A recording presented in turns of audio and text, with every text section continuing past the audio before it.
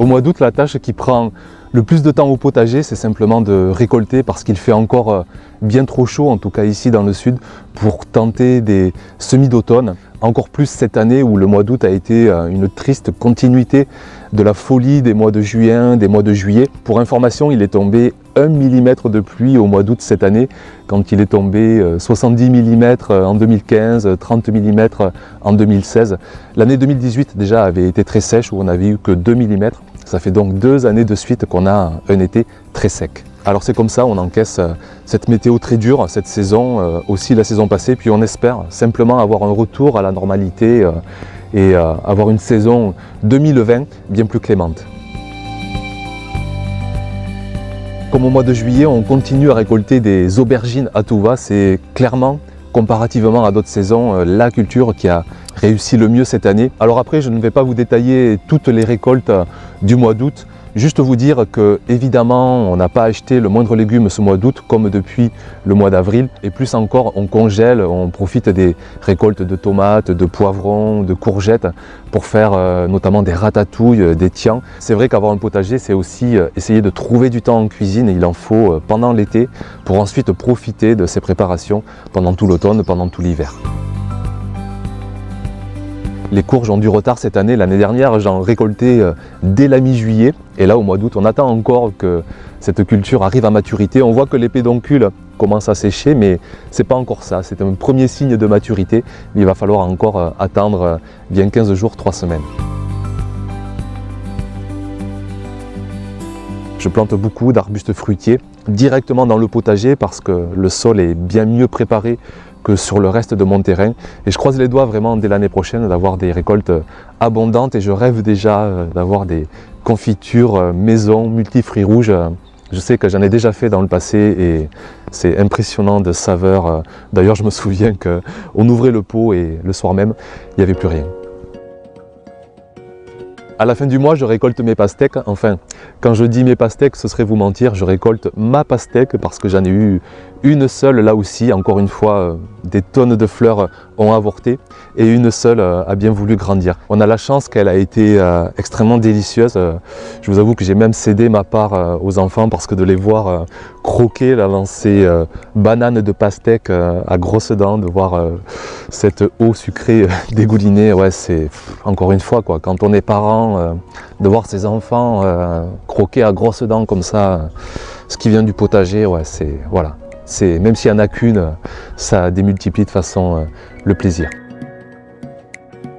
À la toute fin du mois, j'attaque mes premiers semis d'automne. Alors autant au printemps, je suis le premier à semer avec un climat doux, alors que pour bon nombre d'entre vous, vous devez attendre encore quelques semaines que le sol se réchauffe. Et bien au contraire, pour les semis d'automne, je suis le dernier à semer parce que je dois attendre que la chaleur s'en aille, que l'atmosphère de sécheresse trop sec disparaisse, parce que les semis d'automne demandent vraiment à avoir de la douceur et de l'humidité. Alors sans ces clés de réussite, de suite on aura un taux de germination bien moins important.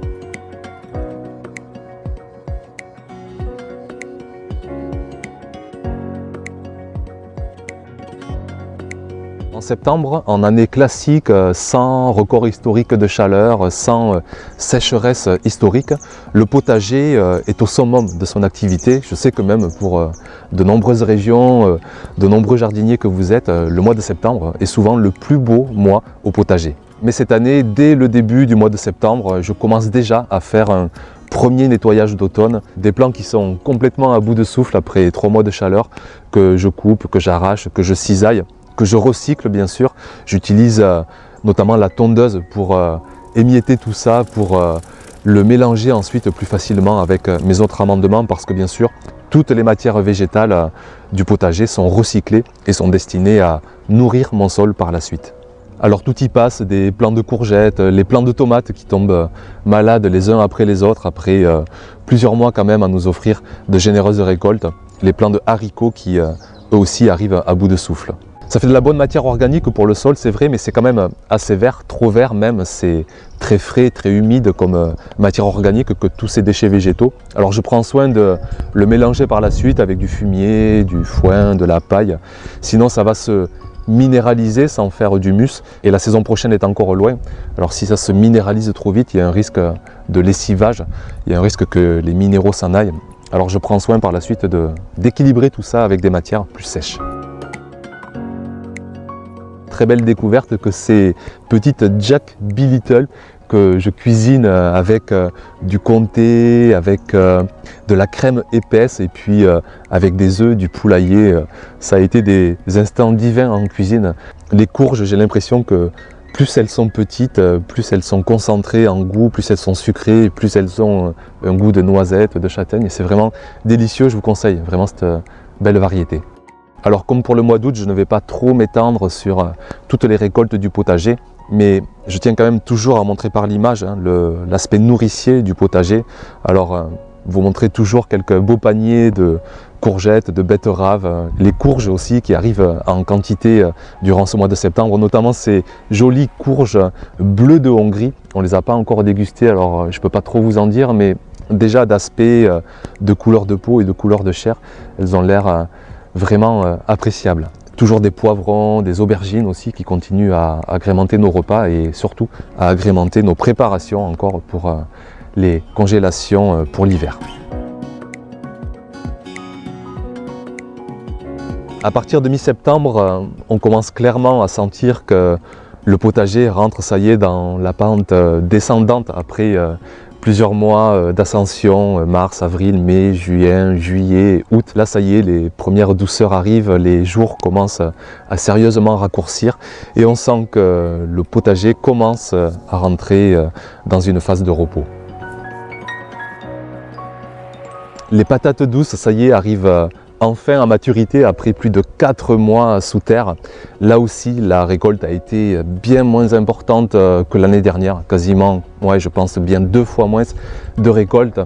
Mais quand même, on en a déjà mangé plusieurs fois, notamment en frites au four. C'est vraiment comme ça qu'on les préfère dans la famille. On s'en est déjà fait bien 4 ou 5 repas familiales et il y en a encore de quoi s'en faire largement autant. Et là aussi, chaque repas est vraiment très appréciable. C'est vraiment une culture que j'ai découvert, je me souviens quand j'ai fait du potager et depuis la patate douce est vraiment un indispensable chaque saison au potager.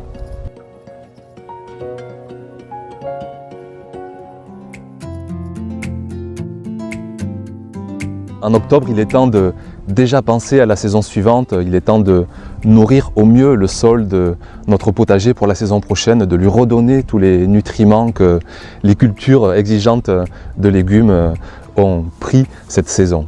Pour ça, je vais chercher du fumier dans un domaine tout proche du potager, du fumier de cheval, du fumier d'âne. Pour vous donner une idée, j'ai étalé 2 remorques entières sur les 150 mètres carrés cultivés du potager.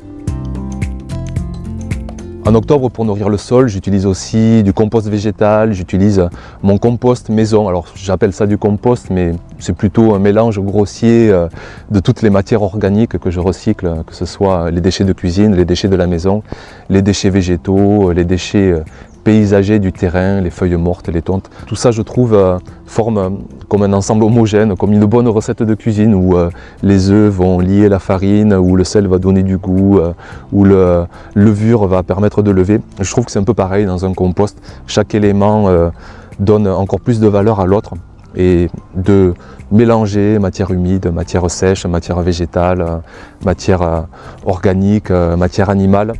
Je ressens vraiment une énergie positive de tout ça et c'est avec plaisir de redonner toute cette énergie, toute cette vitalité, toute cette fertilité au sol pour nourrir au mieux les cultures pour l'année prochaine. Alors je fais ça vraiment tranquillement parce que c'est quand même du boulot pour amender chaque parcelle. Il faut transporter des brouettes, il faut un peu bousculer le sol parfois à la grelinette pour un peu mélanger parce que j'aime bien encore intégrer la matière organique sur les premiers centimètres. Donc je fais 1 ou 2 parcelles par semaine, ce qui fait que je commence au mois d'octobre et je finis les dernières parcelles. Il y en a qui ne sont pas encore amendées à l'heure où je vous parle, donc je finis au mois de décembre. Et généralement au début de l'année, le potager est prêt, bien amendé pour démarrer la saison prochaine.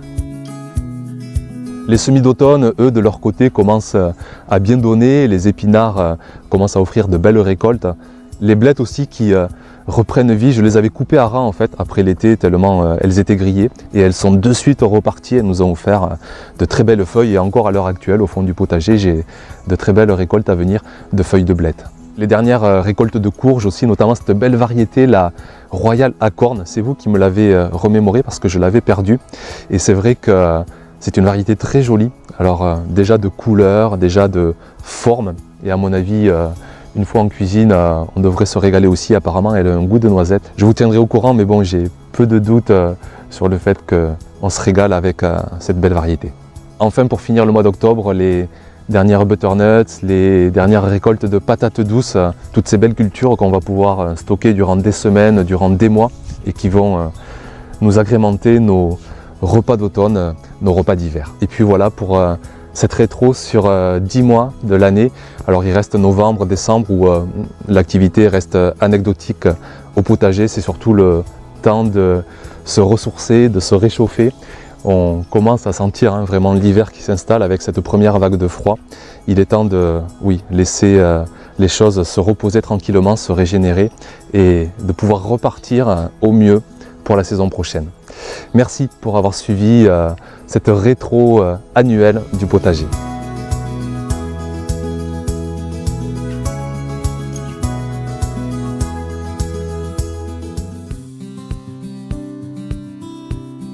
Alors cette chaîne, elle va avoir 3 ans, en janvier 2020, elle a commencé en janvier 2017 avec un simple téléphone et juste cette envie folle de partager cette passion qui m'anime, cette passion du potager, cette passion de produire ses propres légumes, sa nourriture pour sa famille. Je sais que ma femme rouspète parfois parce que le potager va prendre vraiment beaucoup de place dans ma vie, vous l'avez bien sûr remarqué.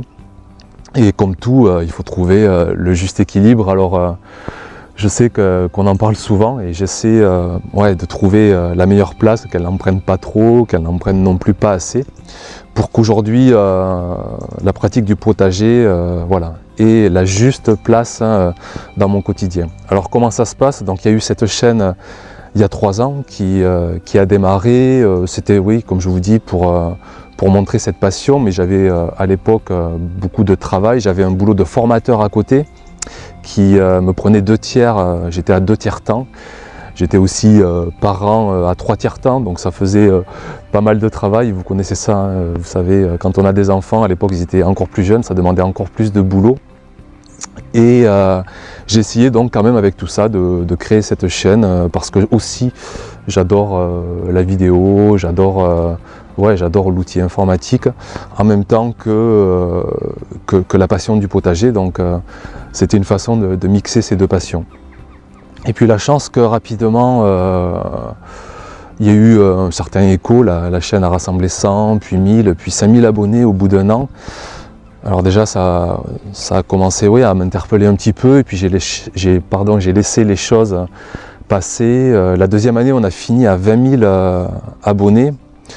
Ça commençait à faire beaucoup, c'est un peu interpellant parce qu'on se dit waouh quoi, il y a quand même du monde qui partage cette passion, ça donne un écho que de montrer qu'on peut être heureux en pratiquant ce simple loisir du potager.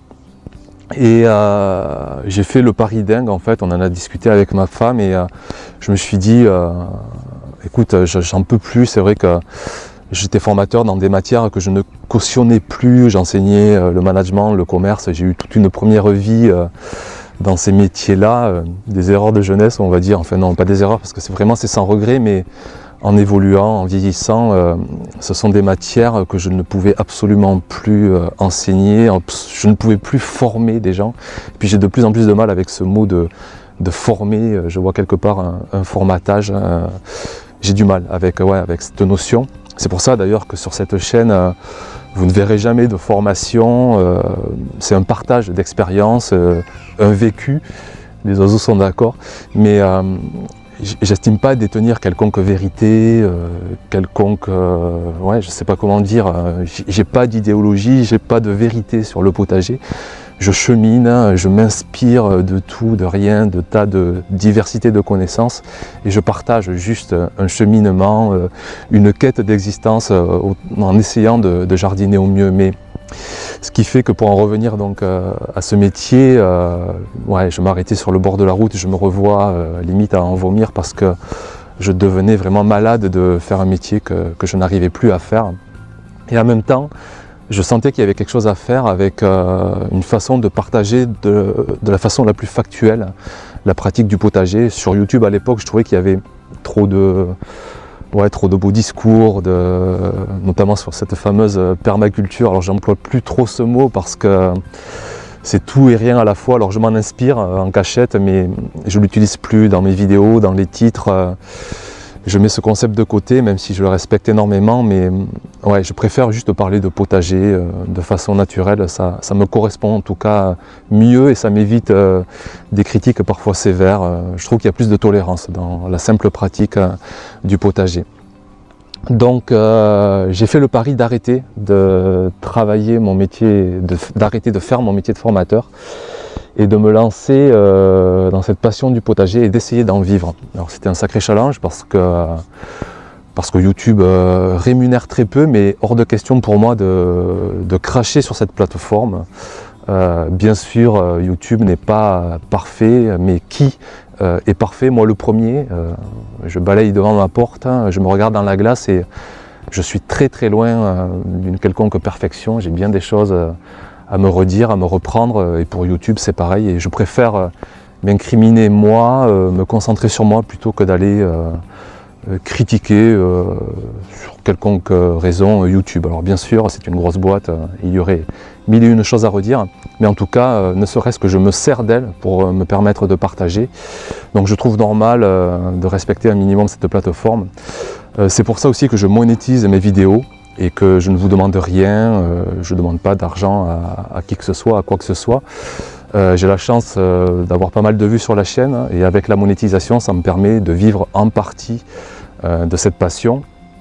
Alors je suis désolé, ça vous fait des publicités, mais aujourd'hui je trouve que c'est un juste moyen. Ça permet à la plateforme de se rémunérer, ça permet aux créateurs de contenu de se rémunérer. Alors j'espère que vous trouvez ce contenu un minimum qualitatif, mais avec cette monétisation, à la fois vous, à la fois YouTube, à la fois moi, on s'y retrouve et ça me permet d'éviter ces financements participatifs. Alors d'autres font ce choix-là de faire un financement participatif, bien sûr je le respecte totalement, simplement statistiquement il va y avoir une personne sur 500 ou sur 1000 qui va donner, parce que moi le premier j'ai autre chose à faire que de financer des créateurs, alors que je les respecte de tout mon cœur, mais on a des contraintes de dépenses dans notre quotidien, on n'a pas une vie facile forcément avec les sous, et ça m'embête de constamment faire la quête à la fin de chaque vidéo en sachant qu'il y aura une personne sur 200, 500, sur 1000 qui va donner, et ça veut dire que qu'est-ce qui se passe pour les 400, 500 autres? Non, j'ai pas envie de ça. Avec la pub, on est quelque part tous solidaires. Alors je sais, ça porte à critique, mais c'est aujourd'hui le moyen le plus juste à mes yeux.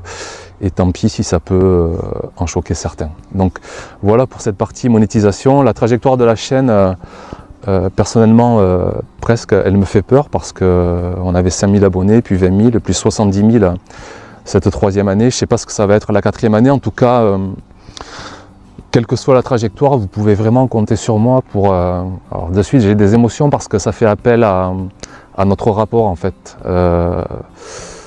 Jamais je m'estimerai au-dessus de qui que ce soit, de quoi que ce soit, et même si un jour la chaîne a 100 000, 150 000 abonnés, j'en sais rien, j'espère vraiment rester toujours à ce niveau d'humilité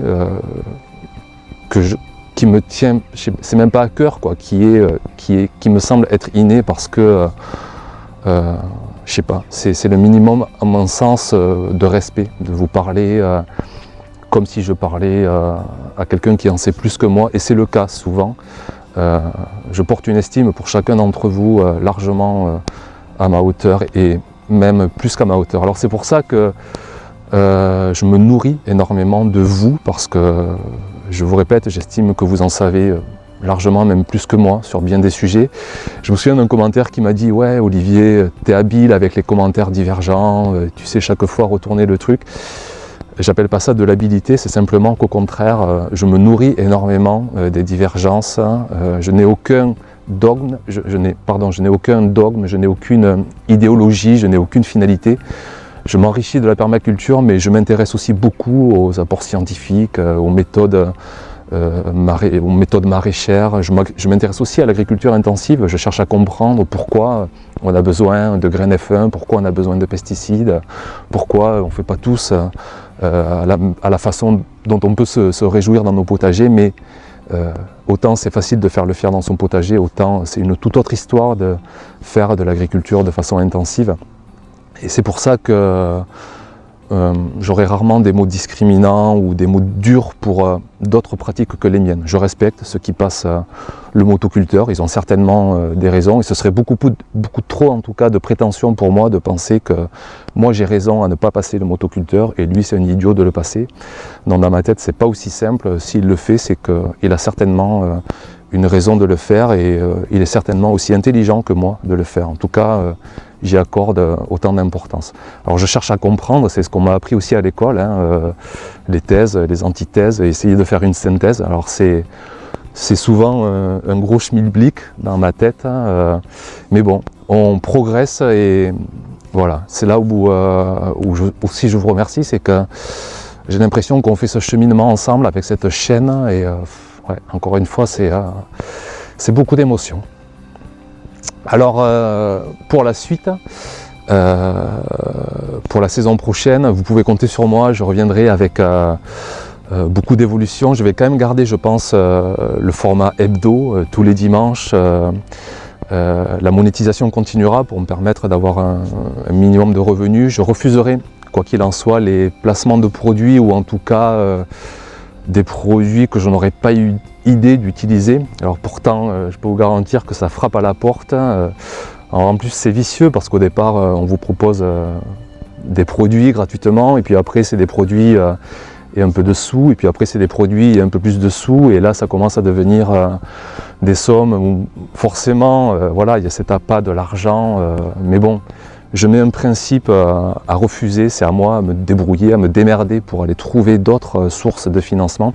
Il va y avoir le livre qui sort avec Terre Vivante, alors merci mille fois à cette maison d'édition de me suivre, et quoi de mieux qu'une maison d'édition qui s'appelle Terre Vivante pour sortir un bouquin sur un potager sur sol vivant. Je trouve ça vraiment dingue et génial. Donc ce bouquin il va sortir en janvier 2020.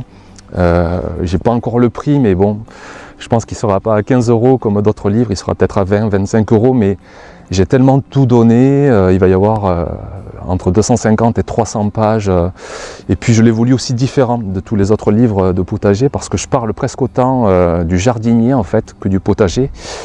C'est pas de l'égoïsme, c'est que je pense que de parler de moi, de ma quête, c'est aussi parler de vous, parce que ouais, parce qu'on se ressemble et je pense ouais, que vous vous y retrouverez beaucoup. Alors ce livre, il a déjà une première vie en numérique, c'est ça aussi qui m'a aidé à financer la chaîne. Il a eu un très bel écho, je suis super content.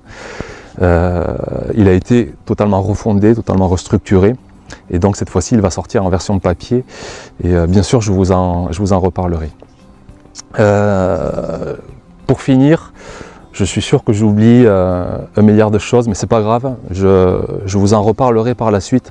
Si vous voulez d'autres moments, dans d'autres vidéos où on se parle comme ça, face caméra, dites-le dans les commentaires, c'est important pour moi de savoir si vous voulez des instants comme ça, j'appelle ça des instants de vie tout simplement.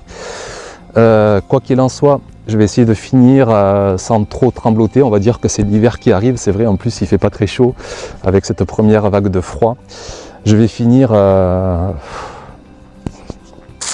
comment dire, ouais, avec vous. Je vais pas y arriver sans sangloter, mais tant pis.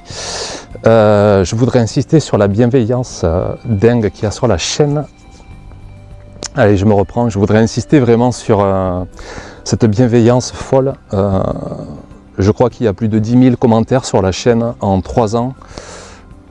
Mais je sais pas, je crois que j'ai dû en supprimer, je veux pas mentir, mais en tout cas moins de 10, quoi. J'ai dû en supprimer 3, 4, 5. Je m'en souviens quasiment pas. Ça reflète en tout cas quelque chose, et je pense que c'est lié aussi à cette façon de partager. C'est que quand on respecte autrui, quand on parle avec humilité, quand on se remet constamment en cause, ça évite bien des réactions de colère, ça évite bien des clivages, ça évite bien des guéguerres et bien des choses négatives. Et je vous remercie vraiment de me suivre dans cette quête qui parfois est déroutante, parce que peut-être que l'année prochaine encore, je vous ferai des partages qui vont évoluer dans le contenu, dans ma façon de faire, parce que simplement, je vous le répète, j'ai pas de vérité établie et sûrement encore je vais évoluer. Et je vous remercie voilà, d'accepter cette évolution et de la vivre avec moi. Donc vous pouvez compter sur moi pour la saison prochaine. On se retrouvera pour d'autres formats, pour se retrouver peut-être un peu plus en cuisine, pour se retrouver peut-être plusieurs fois dans la semaine avec des vidéos plus courtes. Je vous en dis pas plus encore, mais j'ai plein d'idées plein la tête. Je vous souhaite une belle saison froide, ressourcez-vous, réchauffez-vous, profitez-en pour profiter des saveurs, des instants de bonheur de cet automne et de cet hiver. Merci mille fois pour ce que vous êtes et pour m'accompagner dans ce fou projet et cette folle passion du potager. À très bientôt, ciao ciao.